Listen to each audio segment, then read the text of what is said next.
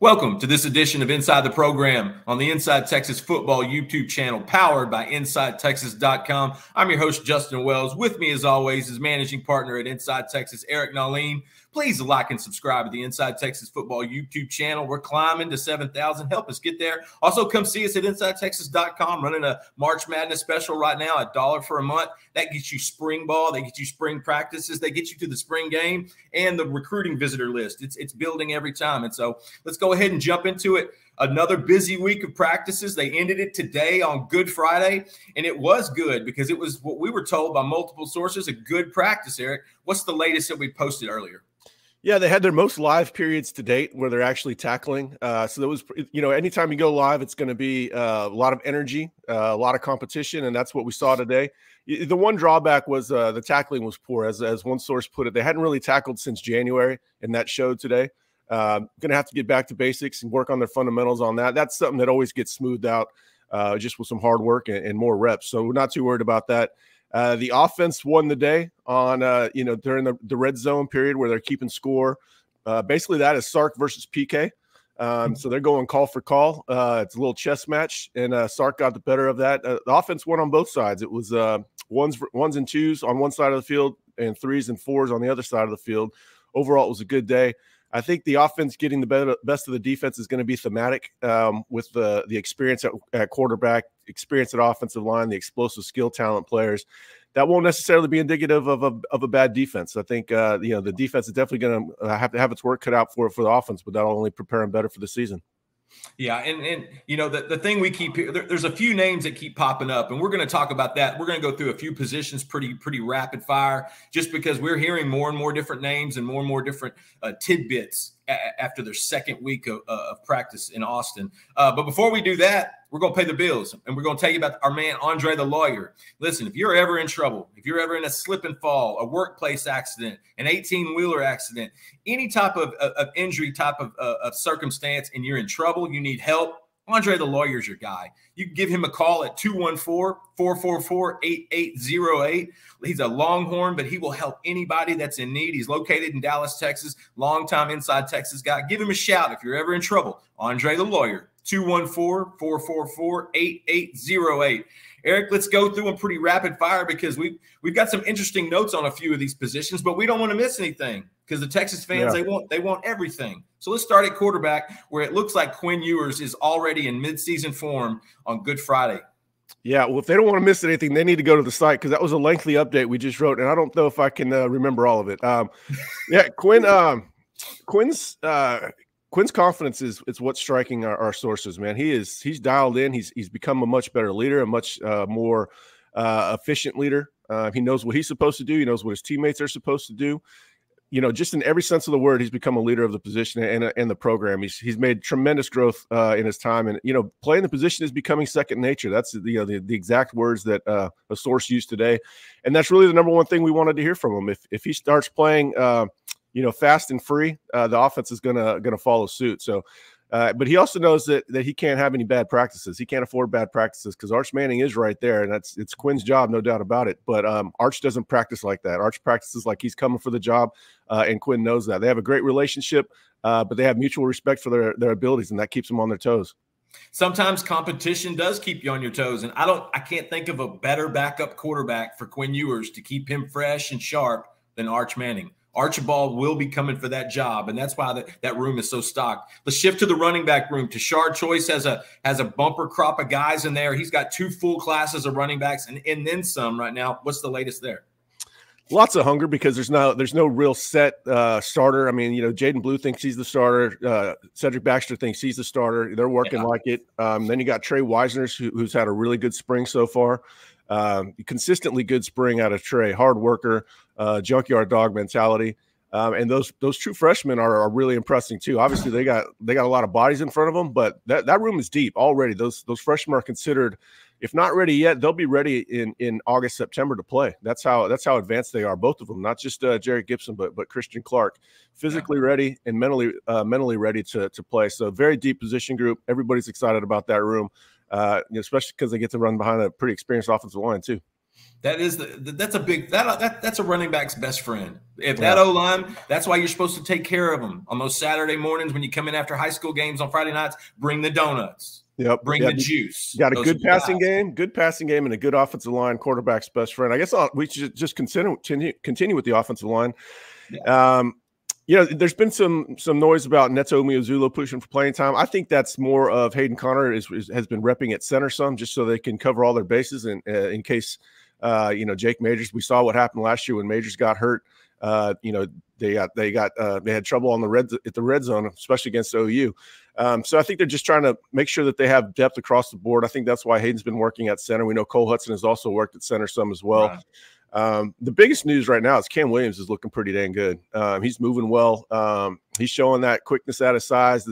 The best evidence I was given for his athleticism was how well he's moving on screens. And I would have nightmares seeing that guy coming running straight at me. But apparently he's looking really good. He can still stand to lose a little bit of weight and continue quickening up. I think one thing that's really benefited him is having to go up against some real life pass rushers, not just quality edges, but real life pass rushers with burst off the edge. I think that's helping them tighten up his game some. Yeah, and there's one guy over there in Trey Moore that has been giving these O-linemen, these tackles, hell, and that's iron sharpening iron right there. One of the big question marks going into this year is wide receiver, and I don't think it's going to be that big of a question mark by the time we get to the season. It seems like we're hearing different names every other day, and there's always a consistent group. What's the latest from the pass catchers who are just a very deep room that is replacing a lot of production?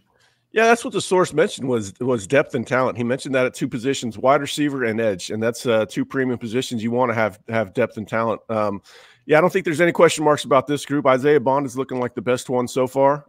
It's early. Jonte Cook, even though Bond is standing out, Jonte Cook gets mentioned frequently.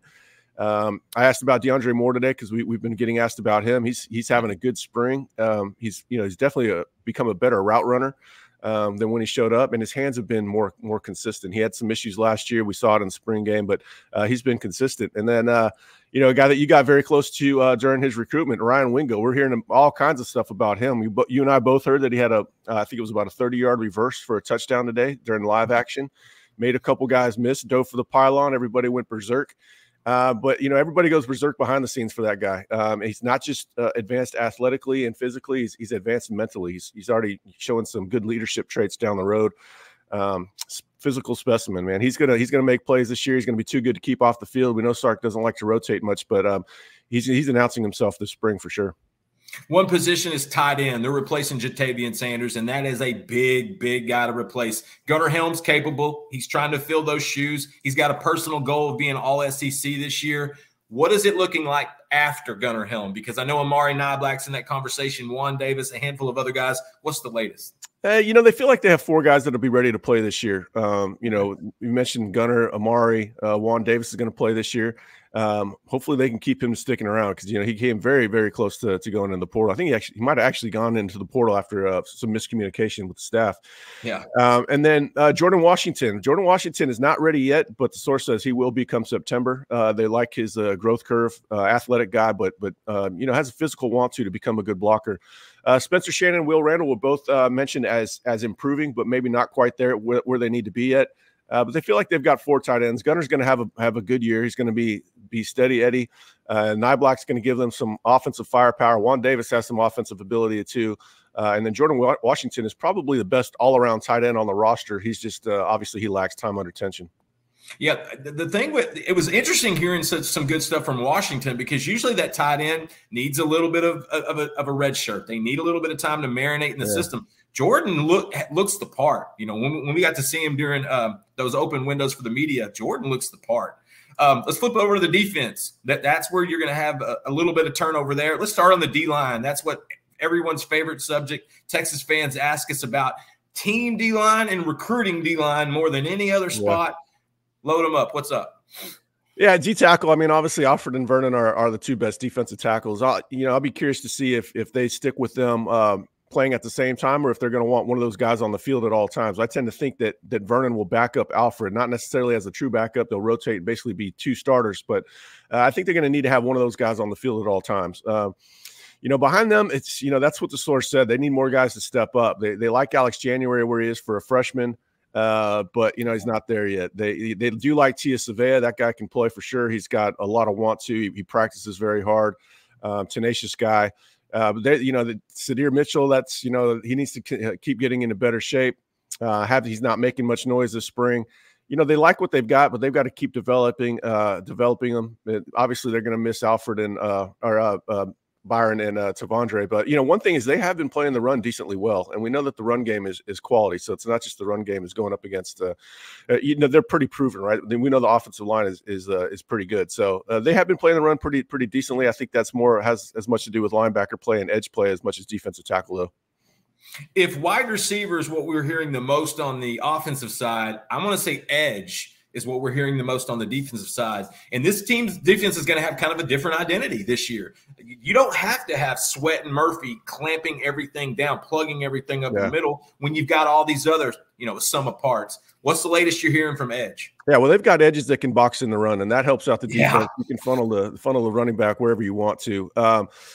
Yeah, they love what they have in Barron and Ethan, two very good, steady players, quality guys against the run. But they really love the infusion of pass rush they have, not just Trey Moore, but also Colin Simmons. Yeah, the source spent about 5 minutes on Trey Moore on the phone again today, just raving about him, his play strength, his football IQ, his motor, and then his natural athleticism to rush the passer was about the fifth thing mentioned. I think that goes without saying, but it looks pretty obvious to me that his game is going to translate to the P4 level, and I think he's going to be a pretty good SEC player. I'm thinking that Texas might have a double-digit sacker this season in Moore. And then, along with those four guys, they've got a lot of hungry younger players right behind them. Colton Vosick is practicing well.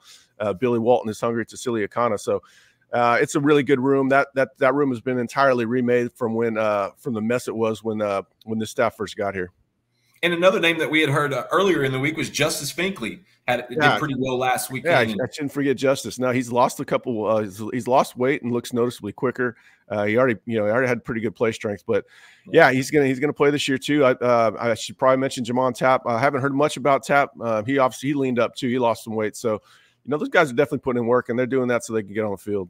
And you can tell that this team, Sark and PK, have focused on that position maybe as much as any on that defensive side. Linebacker, you lose Jalen Ford. That's a big hole. But, man, there's some serious talent behind him, beginning with Anthony Hill. When we talk about a little bit on offense with the communications between quarterback and Sark. The defense is going to be able to do that as well. What's the latest you're hearing at linebacker and the potential for that communication there with one of those guys? Well, I might have to – these might be famous last words, but I'll share them anyway. Last August, I had a team source that told me that he felt that Texas had the best defensive line in the country. And maybe that wasn't true across the board. They definitely had the best tandem at tackle. Now he's saying that he thinks that this linebacker core is going to be one of the 2 or 3 best linebacker groups in the entire country. David Benda, I know. We'll see. Anthony Hill's got big shoes to fill, but, I mean, if anybody can do it, it's him. If they still took linebackers in the first round, he would be an obvious first-round draft pick. I mean, he's a total stud, complete football player. But David Bendis keeps improving. Maurice Blackwell is a good quality player as well. They really like those three. Blackshear needs to lose some weight. Leonga Lafau's coming along really well. Source said he's a better football athlete than he is a combine athlete, but he's a smart player, can play either linebacker spot. They feel really good about it. It's a deep room, and it's hard to crack that top two, man. I mean, you've got some quality players who could play at a lot of programs. It's just the competition at the top right now is really steep. And also you got that twitchy freshman from Jasper and Anthony Smith. He's not going to play much this year, but, man, he's got special teams gunner in his first year written all over him. I love what I'm hearing about Smith in that group as well. Yeah, Storrs called him. He said he's a beast. Just needs to keep gaining weight. He's added weight. He just had a long way to go, but he's putting in the work really high, really good mental evaluation on him. I was really excited about that take. And I think, I think everybody should have been excited about that, as excited as you and I were. But you're always excited about East Texas guys. I was excited about him because he was good. I'm excited about talented East Texas guys. Let's put that caveat in there. We're going to finish up with the secondary, where I feel like there's an embarrassment of riches back there. And I think it's giving Terry Joseph and Blake Gideon a lot of flexibility on what they want to try, what they want to use. What's the latest you're hearing at corner? Then we'll slide over to star, and we'll finish off with the safeties. The corners are they're getting a year older. They're getting more experience. I think when you talk about the first three in Muhammad Brooks and Gavin Holmes, they're playing with more comfort and just playing more naturally. They're not sitting around watching the quarterback as much. They know what they're supposed to do in certain coverages. Sounds like zone coverage is getting improved upon pretty good. They're already pretty good in man. I know that Brooks had some issues against Washington, whatever. He's pretty good in man, but these guys are getting more comfortable in zone coverage from what I'm hearing. At Star, it's interesting. When I asked about corners, the first thing that the source mentioned that I talked to today mentioned Star. Star is basically a corner the way that they treat it. Right. And so he mentioned Jalen Gilbo and Austin Jordan having really good camps. And he said, Terry Joseph and Blake Gideon are going to have some tough decisions to make this spring with their rotations because they have a lot of guys that are ready to play. Gilbo and Jordan were spoken of very highly today. And, of course, we all know what Jahdae Barron is. We just don't know exactly where he's going to play and when he's going to play it. Clearly, I think part of Gilbo's hunger this offseason is with the understanding that he knows he's going to play more. So it'll be interesting to see that shake out. But there's a lot of depth at corner. There's a lot of depth at Star. The young freshmen were given praise this morning for just they're ahead of the curve as far as understanding the game. They've got high football IQs. They're working hard. It was mentioned to me that they're definitely corner athletes. That doesn't mean that Kobe Black might outgrow it eventually. Maybe he could become a good corner or elite safety. We'll see. They're not in a hurry to move him and figure that out. But yeah, you mentioned safety. They like their first four. Certainly their first three, but Jelani McDonald is starting to make some noise and push for playing time. They feel like by August he's definitely going to be ready. He's still kind of adjusting to the position after playing star for most of last year.